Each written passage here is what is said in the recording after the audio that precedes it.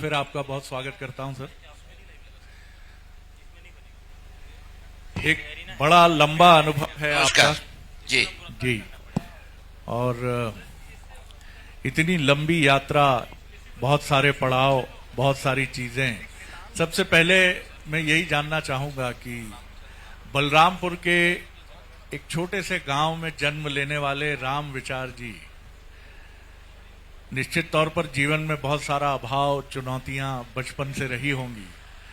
और उस दौर में जब 60 का समय है, ये 61 में आपका जन्म होता है, और एक सुदूर बलरामपुर आजाद हुए 20-21 साल हो रहे हैं। उन परिस्थितियों में राजनीति में आने का मन, यह आसान बात नहीं थी। ऐसा क्या आपके मन में था कि किशोर, कब ये बात मन में आई कि सार्वजनिक जीवन में जाना है, और वो भी उस पार्टी को चुनना है जो पार्टी 1980 तक जनसंघ थी और उसके बाद भारतीय जनता पार्टी हुई? जी।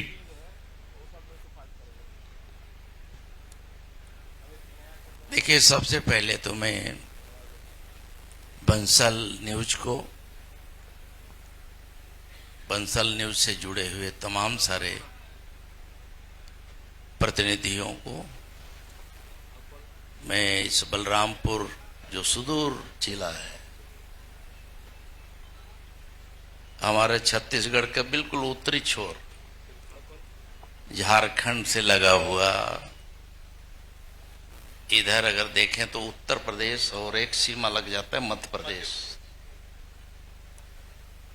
इस क्षेत्र में बंसल न्यूज ने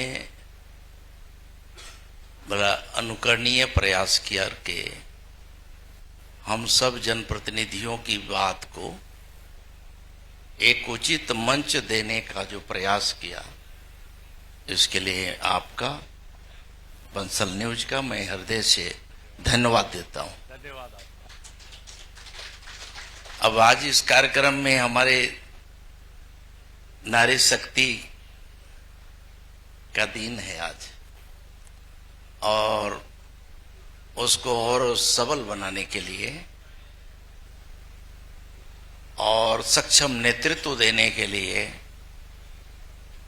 इस संभाग ने शुरुआत कर दिया। आदरणीय आज विधायक महोदया हैं उदयश्री पैकरा जी,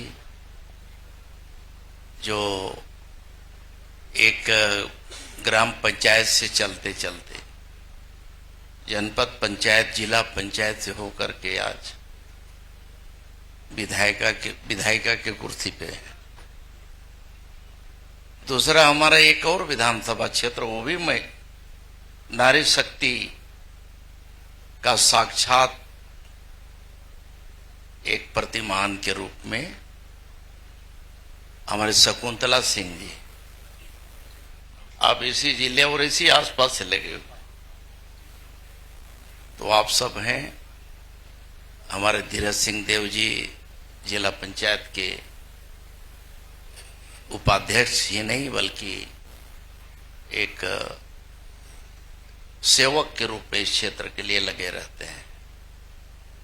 हमारे भारतीय जनता पार्टी के लोकप्रिय जिला अध्यक्ष भाई ओम प्रकाश जायसवाल जी, हमारे महिला मोर्चा के अध्यक्ष जी भी हैं यहाँ पर, और भानु दीक्षित जी पूर्व में हमारे जनपद के उपाध्यक्ष रहे, सक्रिय राजनीति में हैं, दीनानाथ जी हैं, धर्मेंद्र जी हैं, बाकी सभी हैं। नगर पालिका के हमारे लोकप्रिय अध्यक्ष लोधी राम एक्का जी बहुत ही सहज सरल, और इस क्षेत्र के तमाम सारे सुधीजन, पत्रकार मित्रों, आपका प्रश्न है शरद जी कि उस दौर में राजनीति में आने का कैसे आपने ठाना, ये सही बात। और मैं समझता हूं कि आज के जो परिवेश में जो राजनीति शुरू करते हैं, उनको उस जीवनी को देखना चाहिए, पढ़ना चाहिए। ये निश्चित ही ये अभाव का क्षेत्र रहा, और ऐसा अभाव वाला क्षेत्र था। इन क्षेत्रों का पहचान क्या था? इन क्षेत्रों में शेर बहुत होते थे, जंगली जानवर होता था, तरह तरह के सांबर, चीतर और भी प्रजाति के जो पशु हैं, उसका शिकार खेलने के लिए महाराज साहब का लाव लश्कर आता था और यहां डेरा डालते थे कई जगह, वहां रह करके आखेट करते थे। चलने के लिए रोड नहीं, सड़कें नहीं, बिजली नहीं, पानी, मतलब बिजली तो देखिए 2000 के पहले तक की स्थिति बहुत खराब थी बिजली के। मैं अपने गांव से यहां आने के लिए रामानुजगंज, उस क्षेत्र में शिक्षा का कोई साधन नहीं था। सनावल जो मेरा गांव है, वहां से 55-60 किलोमीटर रामानुजगंज है, 50 किलोमीटर वाड्रफनगर है। सिर्फ हाई स्कूल वहां हुआ करता था, वहां होता था। और मिडिल स्कूल के एग्जाम देने के लिए हम लोग को रामचंद्रपुर जाना पड़ता था, वो भी 20 किलोमीटर, नदी नाले। रामानुजगंज मुझे हाई स्कूल में एडमिशन लेना हुआ तो इतना दूरस्थ अंचल से 50 नदी नाले, और किसी नदी नाले में कोई पुलिया का तो कोई था ही नहीं। उस दौर में जब एक हमारा थानेदार निकलता था बुलेट से, या कोई गाड़ी, बुलेट होता था ज्यादा, थानेदारों के पास ज्यादा बुलेट होता था और रेंजर के पास होता था। वो जो निकलते थे तो पूरा इलाके में दहशत फैलता था, डर कि आज किसकी नौबत आई है, उसकी पिटाई होगी। पिटाई होता था। छोटा मोटा कोई गांव के गोटिया प्रधान होते थे, उसको बताते थे कि ये हमारा नहीं सुनता है, तो उसको बुला करके उसको मुर्गा बनाना, उसके बकरी ले आना, बकरे लाना, मुर्गा बनना। और एक लूट का अड्डा बना हुआ था। वन विभागों की कारस्तानी अलग थी। कोई एक छोटा सा कुछ करता तो उसके खिलाफ हो जाता था। और एक घटना, इस तरह की कई घटना मेरे साथ हुई। मैं पढ़ते समय झोपड़ी में रहता, झोपड़ी वाला घर था। होश संभालता, सोचा कि थोड़ा घर ठीक बनाए। ठीक बनाने के लिए हम घर शुरुआत किए थे। तो लोगों ने, वहां के जो प्रभावशाली, जो कांग्रेस के बड़े लीडरों के संपर्क में थे, या जिनकी सामंती प्रवृत्ति है, ऐसे लोगों ने देखा कि घर कैसे बना लेगा। मेरे घर का पूरा लकड़ी उतरवा दिया गया। और उन क्षेत्रों में कोई एक आध घटना हो जाए तो उसको पुलिस जो है पूरे गांव वालों को बुला करके पिटाई करती थी। मुझे लगा कि थोड़ा होश संभाला, 8वीं में पढ़ता था। मुझे लगा कि नहीं, हमें इसके लिए करना चाहिए, संघर्ष करेंगे। मैंने चिट्ठी बनाना उसी समय शुरू किया। आवेदन बना करके लोगों का आवेदन भेजना शुरू किया, एसपी के पास, आईजी के पास, और उसकी जांच शुरू हो गई। डीएफओ के पास आया, लोगों को लेकर के आया, अपना पैसा लो करके, चंदा करके आया। उसकी जांच हुई, उसको सस्पेंड कराए। पुलिस वाले थानेदार का सस्पेंशन हुआ, ट्रांसफर हुआ, अटैच हुआ। ऐसे करके लगा कि नहीं, अगर सही आवाज उठाया जाए तो उसकी आवाज सुनती। ये अभाव के चलते उन परिस्थितियों ने मुझे राजनीति में आने का एक अवसर दे दिया। तो मुझे एक तरह से कहा जाए कि जो अभाव है और जो परिस्थितियां थी, उसके वजह से मैंने बोला कि नहीं, मुझे इस क्षेत्र के लिए, यहाँ के लिए, इस गांव के लिए, क्षेत्र के लिए कुछ करना है तो मुझे आगे बढ़ना पड़ेगा। मुझे लगता है तालियों से आपको स्वागत करना चाहिए। आज राजनीति का मतलब है बड़ी गाड़ियां, चमक दमक, लेकिन जब नेताम साहब आए तब राजनीति का मतलब था वन विभाग की मनमानी, पुलिस की मनमानी, रेवन्यू पटवारी, और इसके बीच में आप लड़ें तो सबसे ज्यादा मुश्किल आपकी है। आपका घर नहीं बनेगा कि इसकी हैसियत क्या है, ये घर बनाएगा। घर बनाना हम सामंतियों का अधिकार है। मुझे लगता है कि देखिए, ये बहुत एक जो इन्होंने कहा कि अध्ययन होना चाहिए, और मैं आपसे आग्रह करूंगा राम विचार जी कि एक पुस्तक इस पर होनी चाहिए। जो युवा आदिवासी हैं, बच्चे हैं, लड़के हैं, लड़कियां हैं, कम से कम वो जाने कि उनके पुरखे, उनके पूर्वज, आप जैसे राजनेता जो मिले हैं, उन्होंने कितना संघर्ष किया। भारतीय जनता पार्टी से जुड़ने का विचार कैसे आया? वनवासी कल्याण परिषद या इस तरह की कैसे कैसे ये बात मन में आई कि इस पार्टी से जुड़ना है? देखिए, कांग्रेस पार्टी के हमारे उस समय बहुत सारे मित्र थे कॉलेज में। अब लाल बाबू सिंह नहीं है, गोपाल शरण सिंह नहीं है, ऐसे अनिल सिंह भट्टर हैं अभी, ये बाबा पंडित वगैरह, ये लोग के संपर्क हम लोग का, चूंकि हॉस्टल की राजनीति करते थे उस समय, और लोग कभी राजनीति वहीं आता था, ये लोग परख लेते थे और मेरे को चिढ़ाया करते, कैसे जनता पार्टी। इसकी शुरुआत इसलिए हुई कि रामानुजगंज में जब हाई स्कूल पढ़ रहा था तो मैं संघ के संपर्क में आया, राष्ट्रीय स्वयंसेवक संघ के, और वो संपर्क ऐसा, हम लोग हॉस्टल के कैंपस में ग्राउंड है, वहीं पे शाखा लगा करता था। तो लाल लंगोटी जय बजरंगी, जय बजरंगी, जय शिवाजी, जय शिवाजी, ये तो चलता था। तो वहां हम लोग के संघ के संपर्क में आए, बाकी लोग के संपर्क में आया, और धीरे धीरे संपर्क दायरा बढ़ने लगा। उस दौरान एक बड़ी घटना हुई थी, जज को हमारे संघ से ही बाकी लोग भी, रामानुजगंज के लोग मिलके जज की पिटाई कर दी है। तो वहां से जज, वहां कैंपस जो है, जज वहां सिविल वो कोर्ट ही उठ गया, ले देकर के बहुत संघर्ष कितने साल के बाद स्थापित हुआ। तो अच्छा, वो कई लोग तो जेल चले गए, लेकिन हम लोग छोटे बच्चे थे तो छोटे बच्चे को ध्यान नहीं जाता है, तो हम लोग बच गए, तो हम लोग को कुछ नहीं हुआ। तो इस तरह से संघ के माध्यम से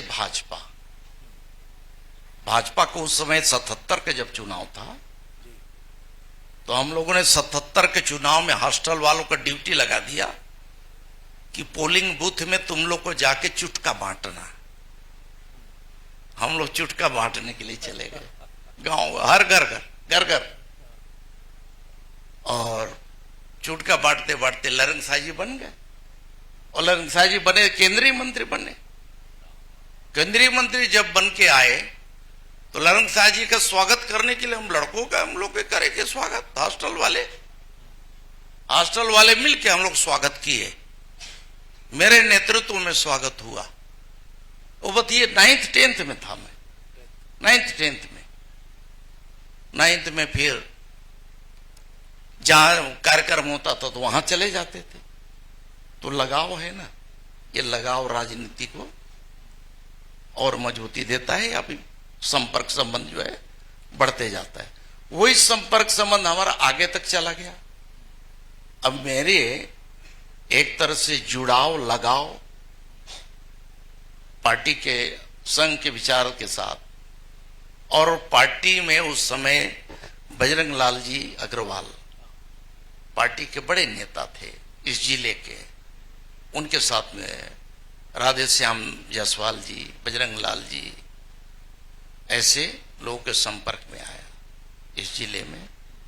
और उस संपर्क हम लोग तो सोचते भी नहीं थे कि कभी विधायक बनना है, क्योंकि कोई खोजने से भी नहीं मिलता था। क्योंकि नाम भरने के लिए वो लोग अगर फार्म भी भरते तो फार्म इसलिए भरते कि जमानत जब तो हो नहीं है, चलो भर दे। उस जमाना था तो फार्म भरते भरते फिर लोग जो है किसी तरह से उपस्थिति दर्ज कराते थे। लेकिन वो दौर निकला, 80 का दौर आया। 80 के बाद फिर करीब 87-80 के बाद 80 में पटवा जी, कैलाश जोशी जी का नेतृत्व मध्य प्रदेश के बना और उन्होंने पूरे प्रदेश का दौरा किया। और उस समय मैं वहां जब पटवा जी का आगमन हुआ था तो उस समय बोलने के लिए मंच से 10वीं कक्षा के लड़के को पटवा जी के मंच से भाषण दिलवाया था, रामानुजगंज के मंच। और उस मंच में पटवा जी ने पीठ ठोका, बोला कि ये लड़का एक दिन जरूर बड़ा नेता बनेगा। तो ये लीडरशिप के पहचान वहां हो जाती है। फिर हम लोगों ने धीरे धीरे आगे बढ़ा, कर्जा माफी अभियान चला। पटवा जी की सरकार जब 90 में बनी तो उसके पहले पूरा अभियान चला प्रदेश में। उस अभियान में मैं भी रहा। माता राजमाता सिंधिया जी का आगमन हुआ, एक ब्लॉक का जिम्मा मुझे दिया गया। उसमें वाड्रफनगर ब्लॉक में मुझे भेजा गया कि वहां का व्यवस्था तुम संभालोगे। यद्यपि मेरी 87 में शादी भी हो गई थी और 87 में शादी भी हो गई थी, शादी और नौकरी भी, नौकरी भी हो गया तो शादी भी हो गया। उस दौर में राजमाता का कार्यक्रम हम लोग, बाजार में बरगद का पेड़ है वाड्रफनगर में, आज भी है, उस पेड़ के नीचे चौकी लगा के हम लोगों ने कार्यक्रम कराया। और रामानुजगंज में कोर्ट के पास वहां पर चौकी लगा करके एक माइक से राजमाता जी भाषण दी थी। शंकरगढ़ में बाजार के पास वहां पर माइक चोंगा किसी तरह लगाया गया था, वहां पर भाषण दिया गया। वो दौर था। तो जहां कम वहां हम, ये वाली जो भावना थी ना, इस भावना ने पार्टी को आज यहां तक पहुंचाया। एक और इसी तरह के सवाल के बाद फिर मैं विकास की तरफ लौटूंगा। एक बहुत छोटे से गांव में जन्मा आदिवासी लड़का राजनीति की दुनिया में आ जाता है। पटवा जी पीठ थपथपाते हैं और कहते हैं बहुत आगे जाएगा, और आगे गया। 90 से जो सफर शुरू हुआ वो पीछे मुड़ा नहीं। कहा यह जाता है नेताम साहब की चमक दमक भरी राहें जो हैं वो अचानक आंखें चौंधिया जाती हैं। जब रायपुर पहुंचे आप, एक सुदूर उत्तरी छोर से रायपुर, भोपाल पहले तो भोपाल पहुंचे और वहां विधानसभा फिर बाद में छत्तीसगढ़, बड़े बड़े दायित्व कैबिनेट मंत्री के। कभी मन में ऐसा विचार नहीं आया कि विचलन हुआ हो थोड़ा सा? राजनीति में तो बड़ा ऐश्वर्य है, बड़ा सुखभोग है, राम विचार नेताम जी को भी डुबकी लगा लेनी चाहिए। नहीं, ऐसा नहीं है। देखिए, लंबे समय से चूंकि हम लोग देख रहे हैं, अब मंत्री बनना तो अपने आप में ये बात सही है, कुछ गुरूर तो आ ही जाता है, लेकिन उससे कम से कम बचा, उससे बचा। और हम लोग को, जो हमारे बड़े नेताओं का कहना था कि राजनीति हमारा कोई पेशा नहीं है, राजनीति कोई पेशा नहीं, राजनीति गरीब कल्याण, गरीबों को उत्थान के लिए एक सेवा का माध्यम है। और वो बात आज भी जब हम लोग के पितृपुरुष जैसे संगठन के महामंत्री के रूप में और प्रदेश के संगठन महामंत्री फिर राष्ट्रीय अध्यक्ष बने माननीय कुशाभाऊ ठाकरे, उनकी सादगी, उनकी निश्चलता और उनकी जिजीविषा, वो चीज हम लोग को प्रेरित करते रहा। मैं जब 90 में एमएलए बना तो सोचा कि भाई इधर उधर आना जाना पड़ता है, साइकिल में कहाँ जा पाएंगे, तो लोगों से मिल करके तनख्वाह उनका 2-4 महीने का जमा करके एक मोटरसाइकिल हीरो लिया था। और हीरो जब मोटरसाइकिल देखे लोग, उसमें भी हमारे लोगों ने प्रश्न उठाया, हमारे लोगों, हमारी जनता ने बोले मोटरसाइकिल कहां से आ गया। क्या बात। फिर मुझे बताना पड़ा कि ये मोटरसाइकिल कैसे मैं आया। हम लोग को महीना में 4,000 मिल रहा था, उस समय शुरू हुआ 4,000। मैं बोला कि देखिए ये खर्चा हमारा, ये पार्टी के दौरे में इतना करते हैं, संगठन के काम में भी हम लोग इतना लगा देते हैं, तो जो बचा है उसमें से लिया हूं और बाकी आधा उधार रखा हूं। 30,000 की मोटरसाइकिल आई, 25,000 पूरा फिटिंग रोड में आके 25,000 पड़ा था, उसमें हुई। वो जमाना देखिए। और इन सब के परिस्थितियों से ऊपर उठते हुए पटवा जी ने समस्त विधायकों के लिए एक योजना लाया। और योजना क्या थी कि समस्त विधायकों को क्षेत्र में जाना है, दौरा करना है, उनके लिए एक 4 चक्के की गाड़ी दें। तो सभी विधायक लोग फाइनेंस के, भले पूरा फाइनेंस सोसाइटी कोऑपरेटिव हो जाएगा। 16% ब्याज पर लगता था, 16%। बोले 10% विधानसभा वहन करेगी और 6% ब्याज जो है विधायक को देना पड़ेगा। अरे भैया, हम 6% ब्याज हम लोग नहीं दे पाए। 6% 2 लाख की गाड़ी आती थी डीआई महिंद्रा, 2 लाख की, और वो नहीं दे पाए। कितने लोग का गाड़ी खींचा गया, अमीन शाही जी का खींचा गया, शिव प्रताप जी का खींचा के चला गया। मेरा ले दे करके वही बचा, वो खिंचाने लगता तो फिर वही जाकर के कुछ जमा करता। ये हालत थी साहब। तो वो जीप से पार्टी पूरा सरगुजा।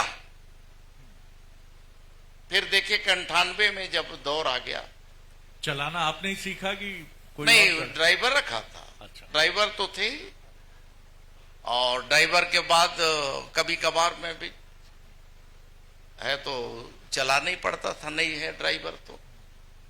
लेकिन उस गाड़ी से हम लोग पूरा मध्य प्रदेश घूमे। कितने जितने बाई इलेक्शन हुए, छिंदवाड़ा का इलेक्शन हुआ, तानाखार का इलेक्शन हुआ, मरवा इधर का हुआ, कितना। तो ये दौर था साहब। वाह, देखिए ये बीजेपी है कि गाड़ी खरीदी कैसे, 25,000 की हीरो होंडा। बताइए, कोई पार्टी बड़ी कैसे होती है? बड़ी होती है कुशाभाऊ ठाकरे जी की वजह से, जिनके पास 2 जोड़ी धोती और 2 जोड़ी कुर्ता, एक सूखता रहता था हमेशा, एक धारण किए रहते थे। कमाल है। ये आज भी इस पार्टी में जो पूछा जाता है, आंख की एक मर्यादा इसीलिए बनी रहती है। बलरामपुर के विकास की मैं बात करूं, अगर बहुत चुनौतियां हैं, आपसे बेहतर कौन जानेगा। जिला बन गया, कोशिशें जारी हैं, बहुत संभावनाएं हैं, यहां बहुत उम्मीदें भी हैं। कैसे आप देखते हैं, क्योंकि अब लगातार यहां फोकस होना चाहिए, और अब बलरामपुर एक ऐसा क्षेत्र बनना चाहिए जो पर्यटन की दृष्टि से, रोजगार की दृष्टि से, शिक्षा की दृष्टि से उदाहरण। निश्चित ही एक बड़ी जिम्मेदारी है और जिम्मेदारी के एहसास भी है कि जिस अभाव के लिए मैं राजनीति में आया हूं उसके लिए लड़ाई तो हमें लड़नी ही है। और ये दुर्भाग्य से 10 सालों तक इस क्षेत्र में भारतीय जनता पार्टी का एमएलए नहीं रहा और मैं भी नहीं रहा।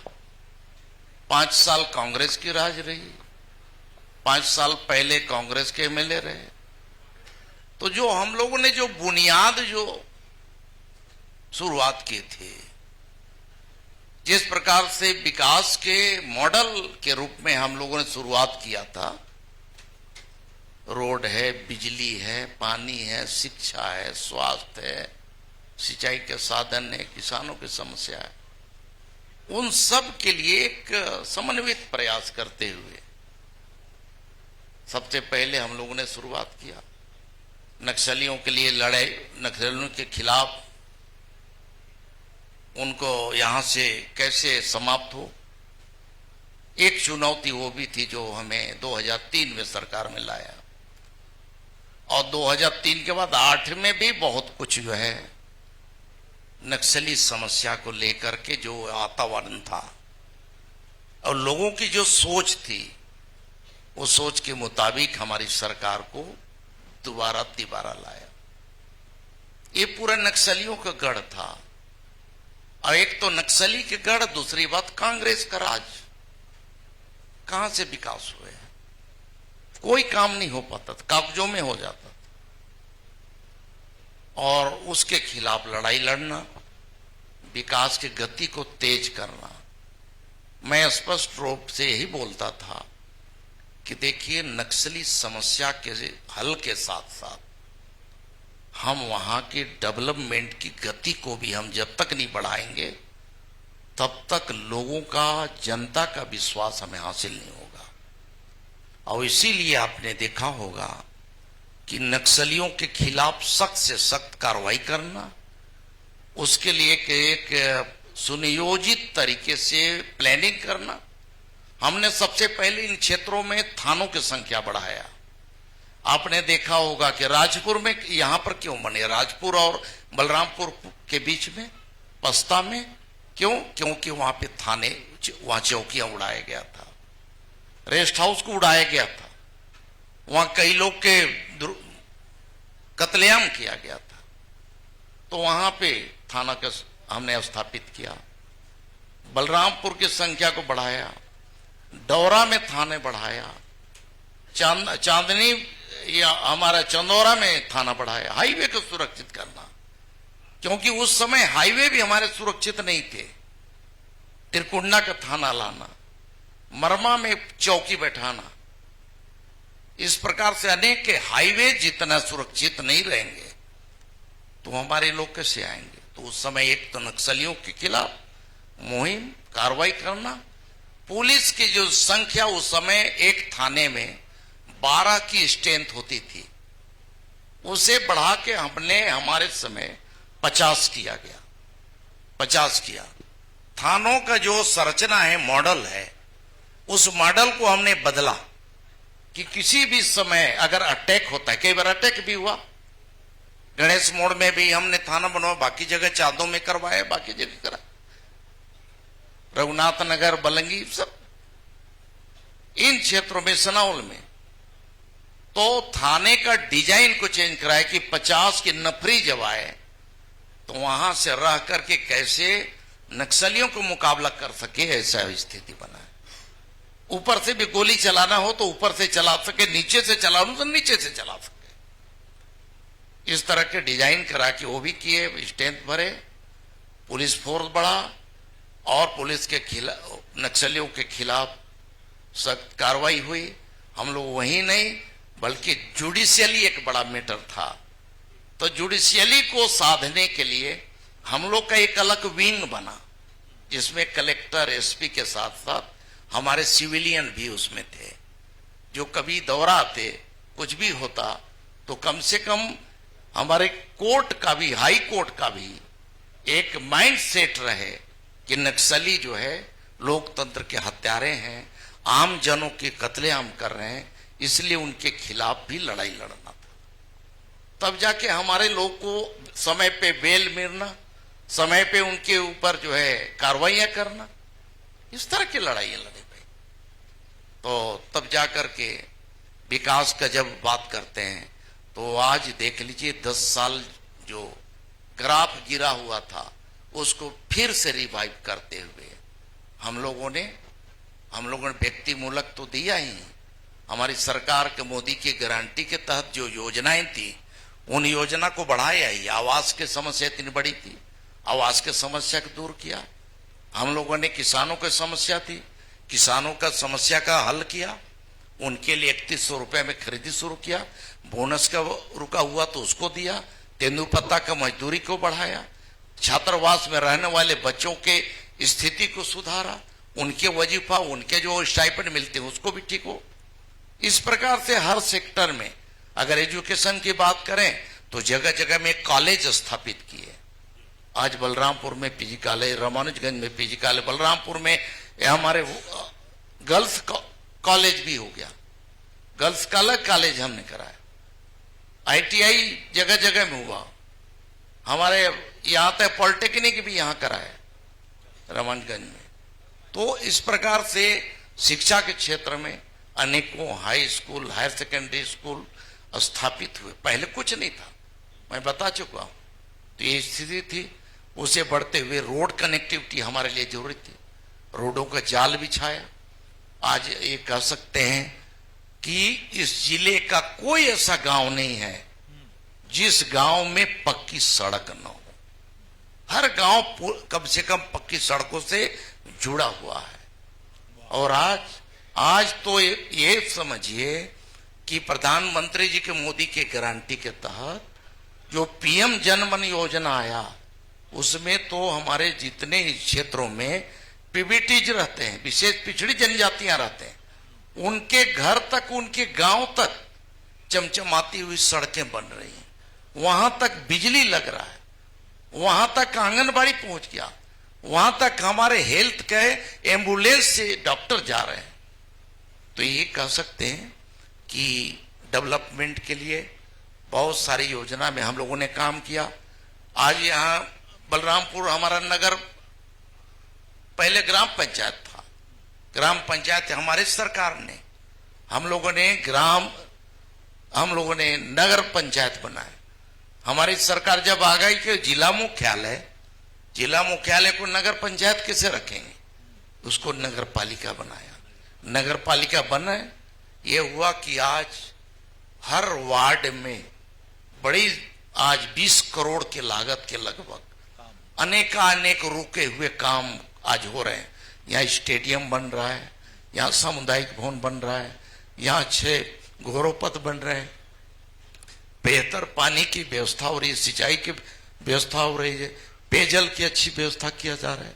तो ये कह सकते हैं समूचे प्रदेश में हम लोगों ने एक योजना बना के सड़क के साथ साथ सिंचाई के लिए अनेक योजना, खुटपाली योजना कांग्रेस वालों तक कभी सोचा तक नहीं, लेकिन हमारी सरकार जब हम लोगों ने, हमारे डॉक्टर रमन सिंह जी के नेतृत्व में थे, इस योजना को हमने देखा और मैं वहां पर हम लोगों ने कार्यकर्ता के साथ नया साल मनाए थे, हम लोग कार्यकर्ता के साथ, तो उसको देखा कि कितनी अच्छी योजना बन सकती है। 100 करोड़ से ऊपर की योजना, और आज उसकी लागत जो है 200 करोड़ के लगभग की हो गई। उसका वो रुका हुआ काम अभी हम 100 करोड़ का, उसकी स्वीकृति अभी छत्तीसगढ़ शासन से हम लिए हैं, खुटपाली का। इस प्रकार से सिंचाई के बहुत सारे हमारे सीतारामपुर पार्ट है, यहाँ टूरिज्म के बढ़ावा देने के लिए वहां रोड बनवा रहे हैं, सिंचाई का साधन पहुंचा रहे हैं, कम से कम वहां एक वाटर बॉडी तो बने। हमारे यहाँ बहुत टूरिज्म का जगह है, हमारा खटवा बर्दर, वहां 29 करोड़ का स्वीकृति, अभी 29 करोड़ का बजट में हमने स्वीकृति लिया है। हमारे डोरा कोचली में वहां करीब 26-25 करोड़ के लागत का सिंचाई का डैम का लिया है। अनेक योजना पे हम लोगों ने सिंचाई के क्षेत्र में भी काम करना शुरू किया है। मैं समझता हूं कि ये सभी योजना जब पूरा हो जाएगा तो हमारे यहाँ के किसानों को, यहाँ की जनता को बहुत कुछ उनको डेवलपमेंट करने का एक अवसर प्राप्त होगा। बिल्कुल, और आपको 10 साल की भरपाई भी करनी है, जैसा आप बता रहे थे। ये भी एक बड़ा महत्वपूर्ण सवाल है। इसके बाद मैं आदित्य को मंच सौंपूंगा कि आगे की प्रोसीडिंग्स भी हैं। किसानों के लिए जो दायित्व आपको सरकार ने दिया है कृषि मंत्री के तौर पर, बहुत महत्वपूर्ण है। और छत्तीसगढ़ का किसान आगे बढ़ेगा तो ये प्रदेश आगे बढ़ेगा। और दूसरा जो जनजातीय दायित्व आपके पास है, आदिवासी विकास का मतलब ये नहीं है कि सड़क रोड, वो तो है ही, लेकिन उसकी संस्कृति। एक समय जब मैं स्कूल में था तो बस्तर का घोटुल, आज मैं चर्चा नहीं सुनता उसकी। हमारे मध्य प्रदेश में भगोरिया, अब वो इतना संस्कृति अपसंस्कृति के निकट आ गया है कि अब वो आदिवासी संस्कृति से अलग शहर का एक मेला लगता है। हम आदिवासियों के बीच जा तो रहे हैं, लेकिन हम अपनी शहर की संस्कृति भी उनके बीच में ले जा रहे हैं। किसानों का विकास और आदिवासियों का उनकी मूल संस्कृति के अनुरूप विकास। नहीं, निश्चित ही अच्छा प्रश्न आपने उठाया है। देखिए, हमारे सरकार बनने के बाद और खास करके हमारे देश ने दुनिया के सबसे लोकप्रिय नेता, हमारे देश के प्रधानमंत्री आदरणीय नरेंद्र मोदी जी का ये सोच है कि हम लोकल फॉर वोकल, हमारी जनजातियां, इनकी संस्कृति, इनके रहन सहन, इनकी खान पान, इनकी लोकरीति, लोक भाषा, लोक संस्कृति, इसको कैसे बचाएं। और उन्होंने जो संकेत किया उसके आधार पर हमारे छत्तीसगढ़ ने एक ऐतिहासिक काम किया कि छत्तीसगढ़ में जितनी जनजातियां हैं उन सब को लेकर के हमारे एक म्यूजियम बना। ये म्यूजियम उन जातियों की संस्कृति, उन जातियों की पहचान, वो सब बताता है। यही नहीं, हमारा जो एक स्मारक बना, शहीद वीर नारायण सिंह स्मारक कम म्यूजियम, जिसका वो लोकार्पण माननीय प्रधानमंत्री जी के कर कमलों द्वारा हमारा 1 नवंबर को हुआ। ये स्मारक ऐसा स्मारक है कि जो देश में अपने आप में एक अलग है। हम करना क्या चाहते हैं?